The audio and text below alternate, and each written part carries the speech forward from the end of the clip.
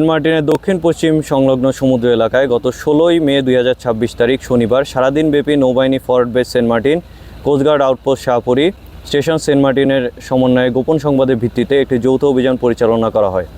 অভিযান চলাকালীন উক্ত এলাকায় সন্দেহজনক 3টি ফিশিং বোটে তল্লাশি চালিয়ে অবৈধভাবে শুল্ক কর ফাঁকি দিয়ে মায়ানমারে পাচারের উদ্দেশ্যে বহনকৃত প্রায় 16,80,000 টাকা মূল্যের 2,400 বস্তা সিমেন্ট ও পাচার কাজে ব্যবহৃত 3টি বোটসহ 33 জন পাচারকারীকে আটক করা হয়। আটককৃত পাচারকারীদের প্রাথমিক জিজ্ঞাসাবাদে জানা যায়, তারা উক্ত ফিশিং বোট 3টির মাধ্যমে হাতিয়া ও সন্দ্বীপের বিভিন্ন জায়গা হতে সিমেন্ট বোঝাই করে মায়ানমারের নিষিদ্ধ গোষ্ঠীকে সরবরাহের উদ্দেশ্যে গমন করছিল। এ ধরনের চোরাচালানের সাথে জড়িত মূল হোতাদের শনাক্ত ও গ্রেপ্তারের গোয়েন্দা তৎপরতা জোরদারের পাশাপাশি অন্যান্য আইনশৃঙ্খলা বাহিনীর সাথে সমন্বিত কার্যক্রম বৃদ্ধি করা হয়েছে। জব্দকৃত সিমেন্ট, পাচার কাজে ব্যবহৃত বোট এবং আটককৃত পাচারকারীদের পরবর্তী আইনানুগ ব্যবস্থা গ্রহণের কার্যক্রম প্রক্রিয়াধীন রয়েছে। পাচার ও চোরাচালান রোধে নৌবাহিনী ও কোস্টগার্ড ভবিষ্যতেও এ ধরনের যৌথ অভিযান অব্যাহত রাখবে।